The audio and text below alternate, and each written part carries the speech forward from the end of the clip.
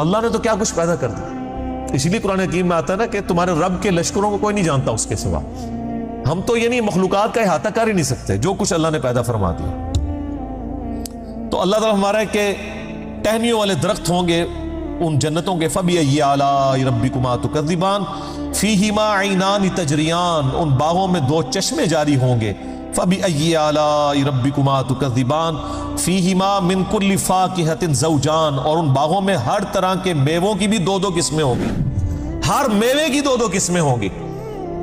اللہ اکبر. فَبِأَيِّ آلَاءِ رَبِّكُمَا تُكَذِّبَانِ مُتَّكِئِينَ عَلَى فُرُشٍ بَطَائِنُهَا مِنْ اِسْتَبْرَقٍ جو جنتی ہیں وہ تکیہ لگائے بیٹھے ہوں گے بستروں پر جن کے استر جو ہیں وہ گاڑے ریشم کے ہوں گے. وَجَنَ الْجَنَّتَيْنِ دَانٍ اور دونوں باغوں کا پھل نیچا جھکا ہوگا. یہ نہیں ہے کہ جناب آپ وہ درخت اتنے بڑے بڑے ہیں تو جناب آپ کو کوئی سیڑھی لگا کے یا کسی ڈرون میں بیٹھ کے جانا پڑے. نہیں, ٹہنی لٹک رہی ہوگی بلکہ اشارہ کریں گے تو ٹہنی اپنے پاس آ جائے گی اور آپ اس کو پھل کو توڑ کے کھائیں گے. چونکہ جنت کو تو فنا نہیں ہے, آپ کے توڑ کے ختم ہوگا ایک اور وہاں پہ لگ جائے گا. جنت میں کوئی چیز ختم نہیں ہونی سر, جتنا مرضی کھاؤ پیو ختم کوئی چیز نہیں ہونی. جو آپ کھائیں گے نا آپ اچھا, اور آپ کو بھی تکلیف سے آزاد کر دیا. کوئی پیشاب نہیں ہے, کوئی پخانہ نہیں ہے. بخاری مسلم کے الفاظ ہیں ایک خوشبودار ڈکار آئے گی سب کچھ ہضم, اور کوئی قبض والا معاملہ نہیں ہوگا, کوئی پیٹ خراب ہونے والا نہیں ہوگا. وہاں اپنے آپ لذت کے لیے کھائیں گے اور بھوک بھی نہیں ہوگی. بھوک کے بغیر بھی لذت کی وجہ سے آپ کھانا کھائیں گے اور لذت کی وجہ سے آپ جتنا مرضی. یہاں پہ بھی لوگ بھوک کے بغیر لذت کے لیے کتنا کچھ کھا جاتے ہیں. کہتے ہیں میں تو انہیں کھانا کھا کے آیا تو رکھو تو پھر 2 پلیٹیں کھا جاتے ہیں. ٹھیک ہے, ادھر بھی اتنے لوگ موجود ہیں. بعض میں جو کچھ بھی بیچاروں کے ساتھ ہوتا رہے تو وہ ایک علیحدہ بات ہے, لیکن وہاں پہ یہ کچھ نہیں ہوگا. بخاری مسلم کی یہ تمام احادیث جو جنت کے ٹاپک پہ ہیں ان کو اگر آپ نے ایک جگہ کمبائنڈ فارم میں دیکھنا ہے تو مشکات المصابیح کی 3 جلد میں, جس کو میں نے انسائکلوپیڈیا آف حدیث ڈکلیئر کیا ہے, یعنی اہل سنت کی مین سٹریم کی 13 کتابوں کا یہ مجموعہ ہے.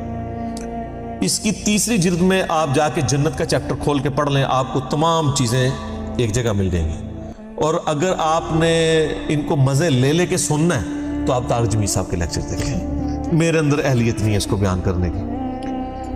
اچھا جی, فَبِأَيِّ آلَاءِ رَبِّكُمَا تُكَذِّبَانِ فِيهِنَّ قَاصِرَاتُ الطَّرْفِ لَمْ يَطْمِثُهُنَّ إِنسٌ قَبْلَهُمْ وَلَا جَانٌ ان جنتوں میں نیچی نگاہوں والی حوریں ہوں گی جن کو نہ کسی انسان نے چھوا ہوگا نہ کسی جن نے اس سے قبل.